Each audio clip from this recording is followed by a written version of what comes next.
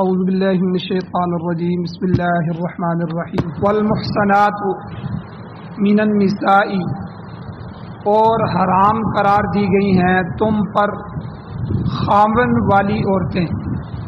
محصنات شادی شدہ عورتیں جن کا پہلے نکاح ہو چکا ہے، من النساء عورتوں میں سے، نکاح کے اوپر نکاح کرنا یہ حرام ہے۔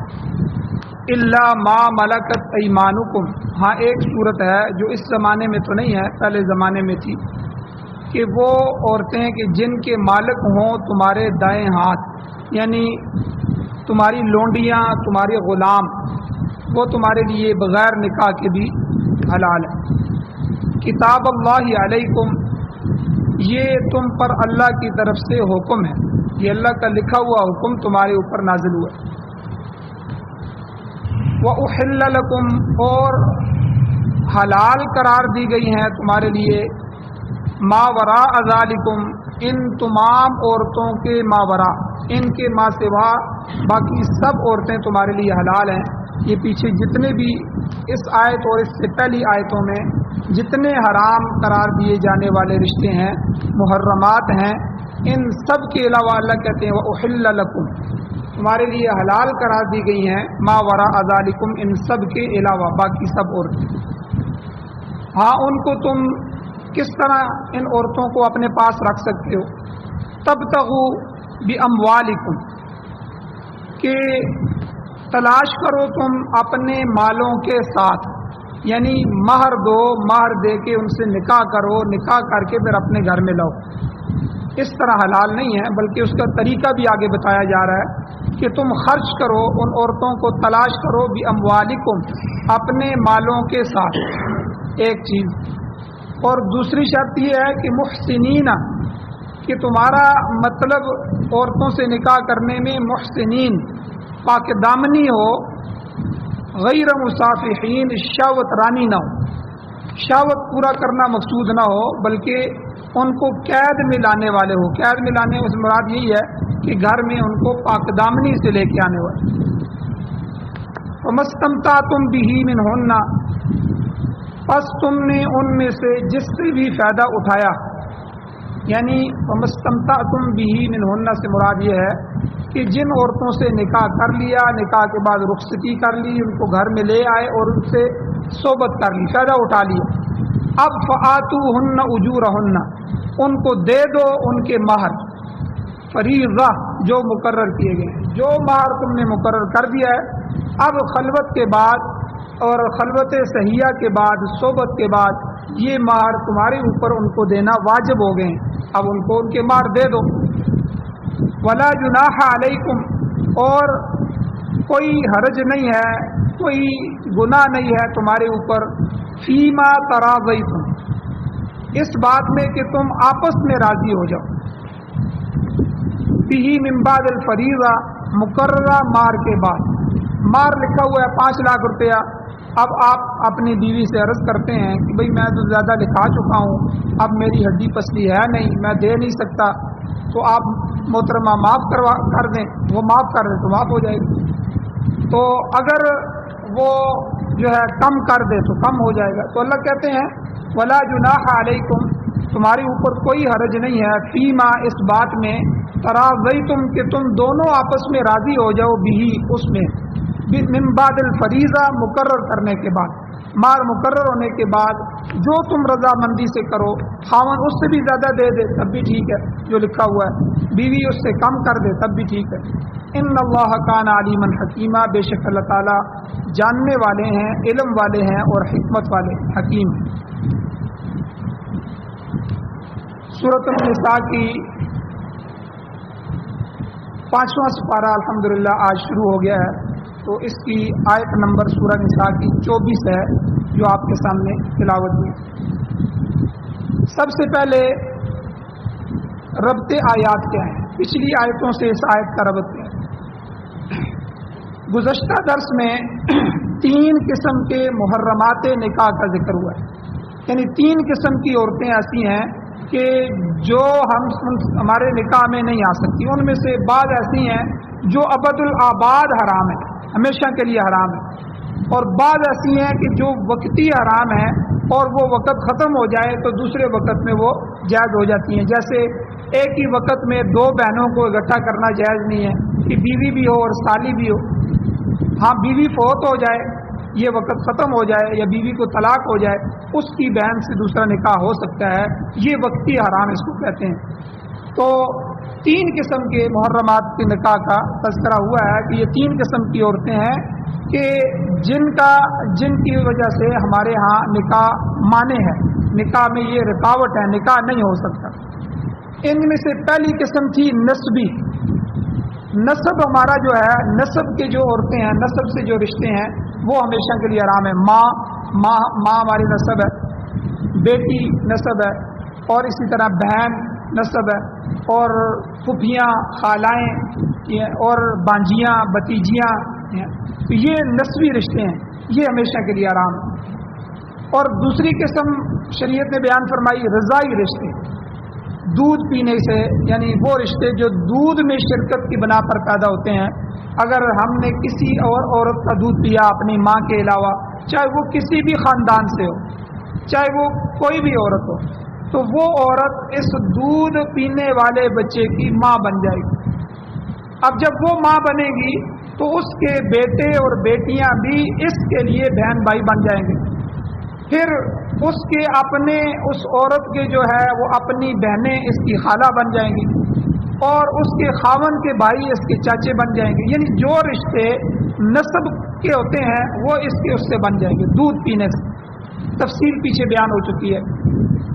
اور اسی طرح تیسری قسم ہے جو نکاح میں رکاوٹ ہے، وہ قسم ہے مصاہرت، یعنی وہ رشتے جو دامادی اور سسرالی کی وجہ سے وجود میں آتے ہیں. سسرالی رشتے، جب آدمی کی کسی جگہ شادی ہو جاتی ہے، کوئی بھی خاندان ہو، اس لڑکی کی ماں اس کی ساس بن جاتی ہے اور ساس اس پر ہمیشہ کے لیے حرام ہو جاتی ہے. اب اگر اس لڑکی سے شادی نہ ہوتی تو اس کی ساس سے بھی شادی ہو سکتی تھی، اگر اس کا خاوند فوت ہو چکا ہو یا طلاق ہو چکی ہو تو وہ اس کے لیے جائز تھی. لیکن جو ہی رشتہ ہوا، نکاح ہو گیا، یہ اس کی بیوی بنی اور وہ اس کی ماں جو ہے اس کی ساس بن گئی. تو یہ مصاہرت کے رشتے ہیں. ان کی تینوں قسموں کی تفصیل پیچھے بیان ہو چکی ہے. اب آج کے درس میں محرمات کی چوتھی قسم اور آخری قسم اس کا بیان ہے. اس چوتھی قسم کون سی ہے؟ منکوحہ عورتیں، جن کا نکاح پہلے سے ہو چکا ہے، کہ نکاح کے اوپر نکاح کرنا حرام ہے. ارشاد ہے، اللہ تعالیٰ فرماتے ہیں والمحصنات من النساء، خاوند والی عورتیں یعنی منکوحہ عورتیں بھی تم پر حرام قرار دی گئی ہیں. مقصد یہ ہے کہ جو عورت کسی شخص کے نکاح میں ہے اس کے ساتھ کوئی دوسرا شخص نکاح نہیں کر سکتا. نکاح ثانی کے لیے پہلے نکاح کا فسخ ہونا، ٹوٹنا ضروری ہے. اب اس کی 2 ہی صورتیں ہیں، یا وہ جو نکاح شدہ عورت ہے اس کا خاوند خود اس کو طلاق دے دے، اس کو طلاق دے دی، یا دوسری صورت یہ ہے کہ وہ خاوند فوت ہو جائے. ان دونوں صورتوں میں اگر خاوند طلاق دے دے تو وہ عورت 3 حیض جو ہے، 3 پاکیاں جو ہے وہ عدت گزارے گی. اگر خاوند فوت ہو جائے تو فوت ہونے کی عدت 4 مہینے 10 دن گزارے گی. تو یہ عدت گزارنے کے بعد اب وہ عورت کسی دوسرے شخص کے ساتھ نکاح کر سکتی. لیکن ایک عورت کا نکاح ہوا ہے، چاہے رخصتی ہوئی ہے یا نہیں ہوئی، چاہے وہ اس کی بارات ہوئی ہے کہ نہیں ہوئی. بعض دفعہ نکاح ہو جاتے ہیں تو پھر 3 سال بعد رخصتی ہوتی ہے، 10 سال بعد ہوتی ہے، بعض دفعہ اس طرح معاشرے میں ہوتا ہے. تو لیکن عموماً یہی ہوتا ہے، نکاح کے ساتھ ہی رخصتی ہو جاتی ہے. کوئی بھی صورت ہو، نکاح ہو گیا، اب اس نکاح شدہ عورت کے ساتھ کوئی دوسرا نکاح نہیں کر سکتا جب تک کہ اس کا یہ نکاح فسخ نہ ہو. ان 2 صورتوں کے علاوہ تیسری کوئی صورت نہیں ہے، یا تو خاوند طلاق دے دے یا خاوند فوت ہو جائے. اب یہاں اللہ تعالیٰ نے الفاظ استعمال فرمائے والمحصنات. محسن، محسنہ کا ایک معنی تو خاوند والی عورت ہے، اور اس کا دوسرا معنی پاک دامنہ عورت. گویا محسنہ یہ عفت کے معنوں میں بھی، پاکیزگی کے معنوں میں بھی استعمال ہوتا ہے، جیسا کہ سورہ نور میں موجود ہے. اللہ تعالیٰ فرماتے ہیں والذین یرمون المحصنات، وہ لوگ کہ جو پاک دامن عورتوں پر تہمت لگاتے ہیں. کسی نے کسی عورت پر زنا کی تہمت لگائی کہ اس نے فلاں کے ساتھ زنا کیا ہے، یہ بہت سخت تہمت ہے، اللہ کے ہاں یہ بہت بڑا گناہ ہے۔ اور پھر اللہ کہتے ہیں کہ اچھا تم نے اس عورت پر یہ الزام لگایا ہے کہ اس عورت نے ایسا کیا ہے، تو اب 4 گواہ پیش کرو۔ سورہ نور میں یہ سارے مسائل بیان ہیں۔ اگر 4 گواہ پیش نہیں کر سکتے تو 80 کوڑے اس کو لگانے کے حکم ہے کہ تم نے اس پر تہمت کیوں لگائی، کیونکہ یہ عام بات تو نہیں ہے کہ کسی کی ماں بہن بیٹی کو کہہ دیا جائے کہ اس کے رشتے ناجائز فلاں کے ساتھ ہیں، یہ فلاں ہے۔ تو 4 گواہ، شریعت نے کہا کہ قاضی کی عدالت میں جب مسئلہ پیش ہو جائے تو یہ جو ہے اس کو کہا جائے گا، قاضی کہے گا اچھا اپنی بات کو ثابت کرو اور 4 گواہ پیش کرو۔ اگر تو 4 گواہ پیش ہو جاتے ہیں پھر تو واقعی اس کو عورت پر الزام نہیں ہے بلکہ اجرام ہے، وہ مجرم ہے، ملزم نہیں ہے، پھر تو اس کو سزا دی جائے گی۔ لیکن اگر وہ 4 گواہ پیش نہیں کر سکتا تو اس کو 80 کوڑے لگانے کا حکم۔ حدیث شریف میں آتا ہے، حدیث میں موجود ہے کہ حضور نے فرمایا کہ جو لوگ پاک دامن عورتوں پر تہمت لگاتے ہیں وہ اکبر الکبائر، یعنی 7 بڑے گناہوں میں سے ایک گناہ میں شامل ہو جاتے ہیں۔ یعنی گناہ کبیرہ بہت سارے ہیں لیکن ان میں سے 7 گناہ وہ بڑے گناہوں میں شمار ہوتے ہیں کہ کسی کا قتل کرنا یہ اکبر الکبائر ہے، اور اسی طرح کسی کی چوری کرنا یہ اکبر الکبائر ہے، اور اسی طرح یہاں عورتوں پر جھوٹی تہمت لگانا تو یہ بھی اکبر الکبائر۔ یہاں تک کہ آپ اندازہ لگائیں کہ جب حضور علیہ الصلوۃ والسلام صحابہ کو مسلمان کرتے تھے تو حضور بیعت لیتے تھے، تو بیعت لیتے ہوئے چند چیزیں قرآن مجید میں ذکر کی گئی ہیں۔ سورہ ممتحنہ میں آتا ہے کہ جب حضور علیہ الصلوۃ والسلام بیعت لیتے تھے تو یبایعنک، تو وہ بیعت لیتے تھے کہ تم ہم مجھ سے بیعت کرو کہ الا اللہ یشرکنا، کہ اس کے بعد تم شرک نہیں کرو گے۔ ایک تو شرک پر بیعت لیتے تھے، ولا یسرکنا، چوری نہیں کرو گے، چونکہ عرب کے معاشرے میں چوریاں عام تھی، زنا عام تھا اور شرک عام تھا، تو حضور ان چیزوں پہ بیعت لیتے تھے۔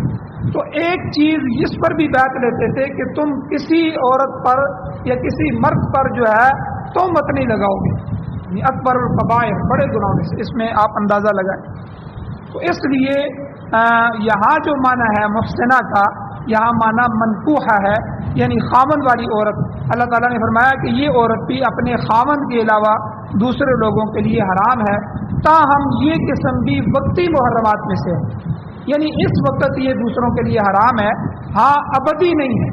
جس طرح ماں ہمیشہ کے لیے حرام ہے، بہن ہمیشہ کے لیے حرام ہے، بیٹی ہمیشہ کے لیے حرام ہے، ہماری پھپھی، ہماری خالہ، ہماری بانجیاں، ہماری بھتیجیاں، یہ ہم پر ہمیشہ کے لیے حرام ہے۔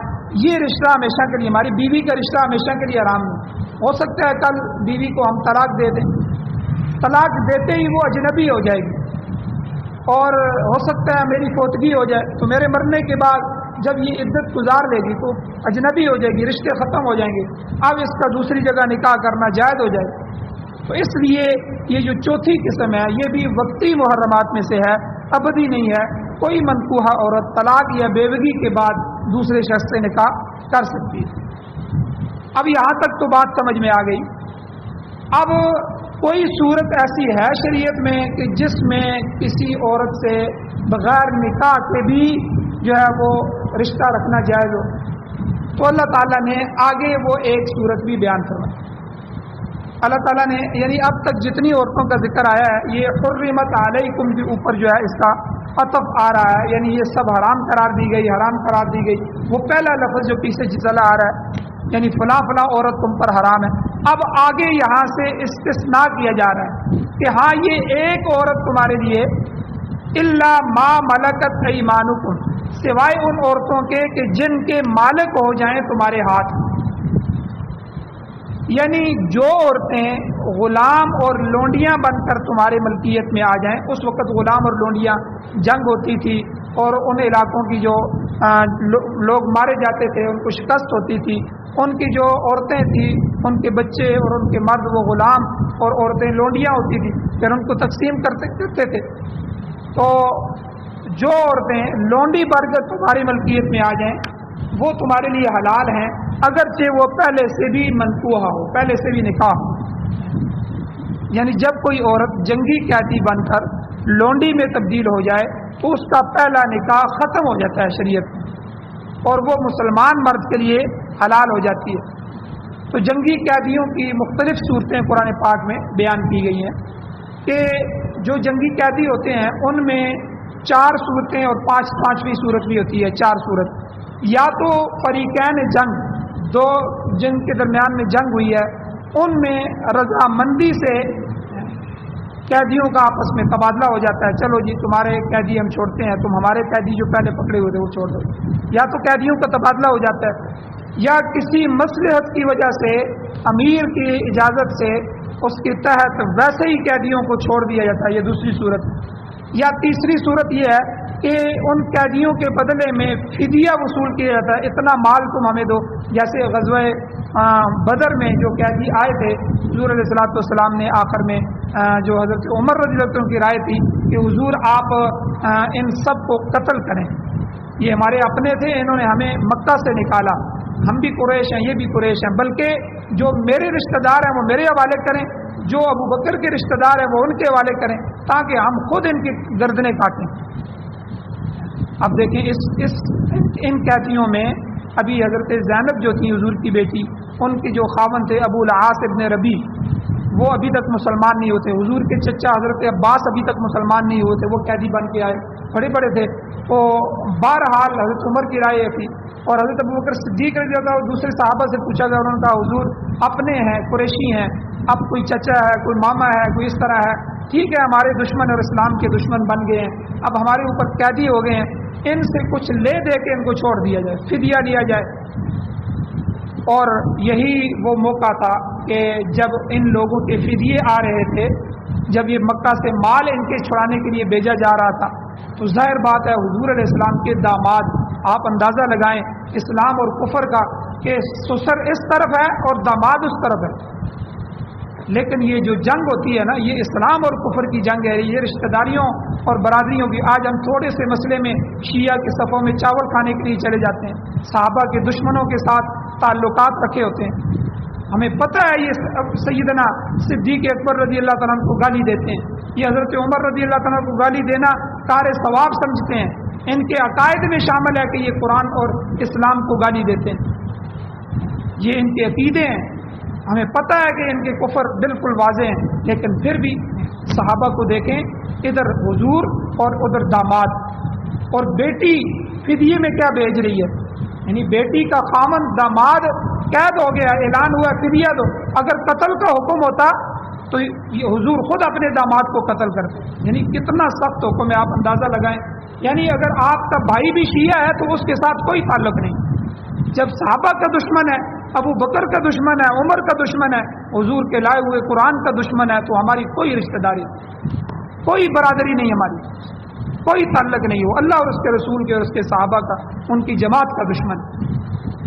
اب دیکھیں یہ حضور سے لڑنے کے لیے داماد آ رہا ہے کافروں کی صفوں میں، کتنی بڑی جنگ ہوئی، بدر وہ جنگ ہے جس کو اسلام اور کفر کے درمیان میں فرق کرنے والی جنگ کہا، اور بدری صحابہ کو اللہ کے نبی نے اور اللہ نے اعزاز دیا، یعنی عجیب جنگ تھی۔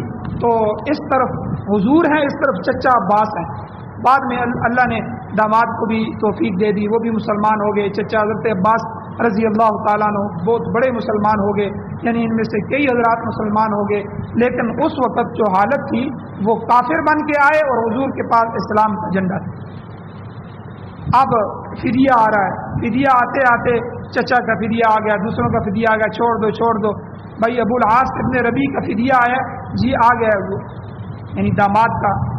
اب جو ہی وہ فدیہ سامنے آتا ہے تو وہ ہار حضور کے سامنے آ جاتا ہے، حضور کو حضرت خدیجہ یاد آئے، ماں جو ہوتی ہے نا جب بیٹی کو رخصت کرتی ہے تو بڑی قیمتی چیزیں اس کو دیتی ہے، بڑی محبت ہوتی ہے ماں کو اپنی بیٹیوں سے، تو حضرت خدیجہ رضی اللہ تعالیٰ عنہ کے پاس ایک ہار تھا، تو وہ ہار ان کو بڑا پسند تھا۔ جب حضرت زینب کی انہوں نے شادی کی تو اس شادی کے وقت وہ جہیز میں کہہ لیں یا تحفے میں کہہ لیں وہ انہوں نے اپنی بیٹی کو دیا تھا، اب بیٹی نے وہ ہار فدیے میں بھیجا، اب وہاں کہرام مچ گیا، حضور علیہ السلام رو پڑے، وہ پرانا وقت حضرت خدیجہ کا یاد آ گیا۔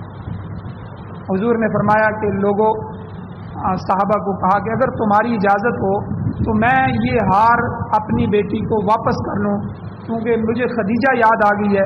تو سارے صحابہ نے کہا کہ حضور ہمیں آپ پر کوئی اعتراض نہیں، ہماری جانیں آپ کے لیے حاضر ہیں، اور یہ ہار کیا چیز ہے؟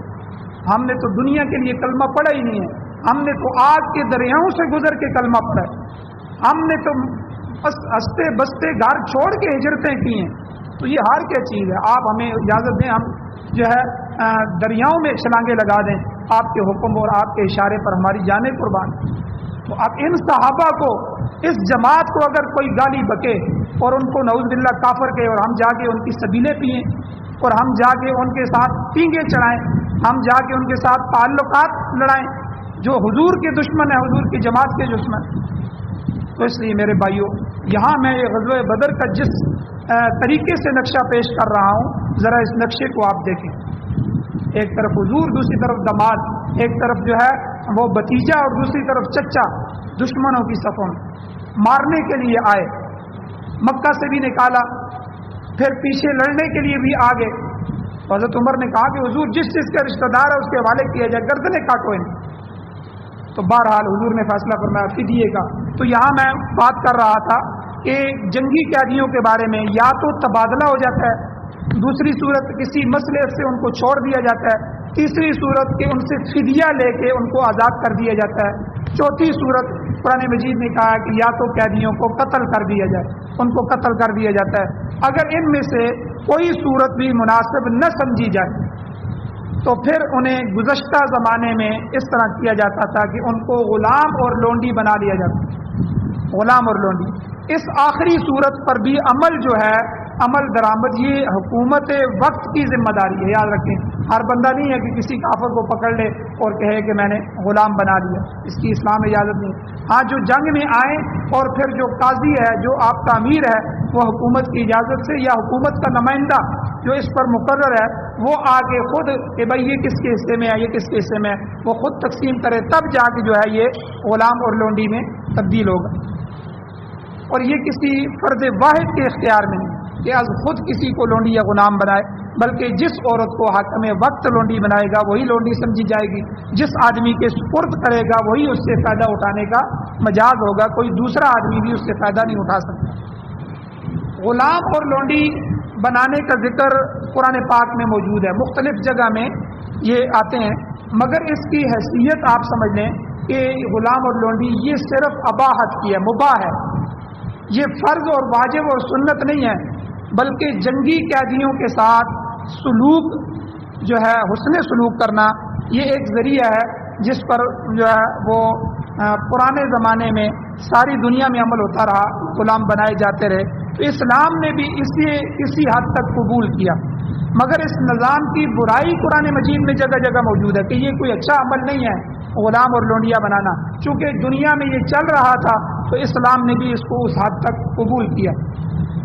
لیکن قرآن پاک میں بار بار غلاموں کی آزادی کی ترغیب دی ہے، یعنی اجازت بھی دی ہے مباح ہونے کے درجے میں، لیکن آزاد کرو بھائی، آزادی بہت بڑی نعمت ہے، ٹھیک ہے، آزادی کے اوپر اللہ نے تمہیں یہ درجے دینے ہیں، بہت بڑے فضائل حضور علیہ السلام نے بیان فرمائے۔ بلکہ بعض جو کوتاہیاں ہیں، بعض جنایات، یعنی کوئی ہم سے غلطی ہو جاتی ہے، قسم رکھ کے قسم توڑ دیتے ہیں، یا کوئی اور جنایات ہے، ان جنایات میں بطور تعزیر یعنی بطور سزا غلام کی آزادی کو مقرر کر دیا کہ آپ ایک غلام آزاد کریں، یعنی اس کی سزا میں جو ہے اس کی حدود میں آپ غلام آزاد کریں، اس کی حدود میں فلاں کی کام کے اگر آپ سے ہو گیا اس میں غلام آزاد کریں، تو یہ آزادی کی ترغیب دی ہے۔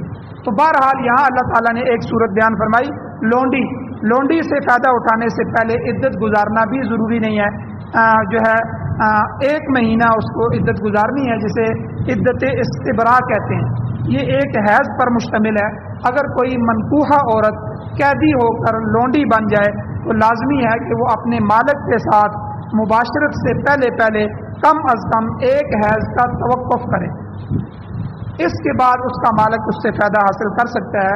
البتہ اس میں نکاح کی ضرورت نہیں ہوتی، عورت کا ملکیت میں آ جانا ہی نکاح کے قائم مقام ہو جاتا ہے۔ اگر ملکیت میں آنے کے وقت لونڈی حاملہ ہو، وہ عورت پہلے سے حاملہ ہے، تو پھر اسے وضع حمل تک جب تک حمل پیدا نہیں ہوتا اس کو عدت پوری کرنی ہوگی.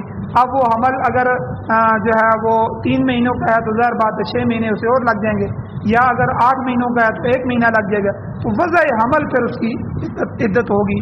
اس کے بعد وہ صنفی تعلقات مالک سے قائم کر سکتی ہے. اس معاملے میں مسلمانوں نے جو ہے چونکہ صحابہ کا زمانہ تھا, اس میں انہوں نے حرج محسوس کیا کہ جن عورتوں کے پہلے خاوند موجود ہیں, کافر خاوند, ٹھیک ہے, وہ ہمارے لیے کیسے مباح ہو سکتی ہیں. یہ ایک سوال, ایک شک پیدا ہو گئی, وسوسہ پیدا ہو گیا. تو اللہ تعالیٰ نے فرمایا الا ما ملکت ایمانکم, نہیں ہم حکم دے رہے ہیں کہ تمہاری ملکیت میں آنے کے بعد ان کے سابقہ نکاح خود بخود ختم ہو چکے ہیں, اب اللہ نے انہیں تمہارے لیے مباح کر دیا ہے. البتہ فقہاء کرام فرماتے ہیں کہ مشرکہ جو لونڈی ہے, جو مشرک ہے, ابھی وہ مسلمان بھی نہیں ہوئی, اس حالت شرک میں ہے, تو اس کے ساتھ صنفی تعلقات قائم نہیں کرنے چاہیے. یا تو وہ مسلمان ہو جائیں, مسلمان اس کو کریں, مسلمان ہو جائے پھر, یا وہ کتابی ہو, اہل کتاب, یہود و نصارہ میں سے. یہود و نصارہ کی جو عورتیں ہیں ان سے نکاح کیا جا سکتا ہے. تو اب یہود و نصارہ کی عورتوں سے اس زمانے میں علماء منع کرتے ہیں نکاح نہ کیے جائیں, کہ چونکہ ان کا غلبہ ہے دنیا میں, یا وہ جب نکاح کریں گے تو آپ کی جو اولاد ہوگی تو غالب خطرہ یہ ہے کہ یہ اولاد بھی یہود و نصارہ کی طرف چلی جائے گی. تو ورنہ اہل کتاب عورتوں سے نکاح جائز. اور دوسرا وجہ نکاح جائز نہ ہونے کی یہ ہے کہ وہ پہلی جو عورتیں تھیں وہ واقعی اہل کتاب ہوتی تھیں. اب تو دنیا میں دہریت اور لبرلزم, آزادی آ گئی ہے, اب تو کوئی بھی مذہب کا پابند نہیں ہوتا. ہمارے مسلمانوں میں کتنے ہیں وہ کہتے ہیں یار چھوڑو قرآن حدیث کو, مولوی کو, بس سیدھے سیدھے چلتے رہو, یعنی مذہب سے بیزار لوگ. اسی طرح ہر مذہب میں جو ہے بہت کم لوگ ایسے رہ گئے ہیں کہ جو اپنے واقعتاً مذہب پر عمل کرتے ہیں, ورنہ وہ ہر بندہ لبرلزم آ گیا ہے, آزادی کے نام سے بالکل آزاد ہونا چاہتا ہے, بھئی جس سے مرضی نکاح کرو, جو مرضی کھاؤ, سود بھی حلال ہے. یہ مولوی ویسے ہی کہتے رہتے ہیں, ہم نہیں مانتے جی ان باتوں. یہ اس طرح کی باتیں یہ ہر جگہ. اس لیے اہل کتاب میں خاص کر کے یورپ میں کوئی بھی اپنے مسلک مذہب پر صحیح قائم نہیں ہے. اگر کوئی ایسی عورت اہل کتاب میں مل جائے اس سے نکاح کیا جا سکتا ہے, لیکن علماء فقہا منع کرتے ہیں اس سے آپ کی اولاد پر اثرات پڑیں. تو اب یہ یعنی دونوں صورتیں ہیں. مشرکہ لونڈی مشرک ہے, عام مشرک عورتوں سے نکاح منع ہے, تو اس لیے یہاں بھی لونڈی سے فائدہ اٹھایا جا سکتا ہے, یعنی حرام نہیں ہے, لیکن علماء احتیاطاً منع کرتے ہیں کیونکہ وہ ابھی تک حالت شرک میں ہے. تو جب اولاد ہوگی یا کوئی آگے سلسلہ چلے گا تو یہ شرک جو ہے وہ آپ کی اولاد میں بھی پھیل سکتا ہے. ماں کا اثر اولاد پر زیادہ ہوتا ہے, بچے ماں کے ساتھ زیادہ مانوس بھی ہوتے ہیں اور زیادہ وقت بھی اپنی ماں کے ساتھ گزارتے ہیں. تو بہرحال یہ چند ایک مسائل بھی تھے, کچھ مسائل اور بھی ہیں انشاءاللہ کل کے درس میں بیان کیے جائیں گے. اللہ تعالیٰ سے دعا ہے اللہ ہمیں عمل کی توفیق عطا فرمائے. آمین. الحمدللہ رب العالمین والعاقبۃ للمتقین والصلاۃ والسلام علی رسولہ النبی الأمی الکریم.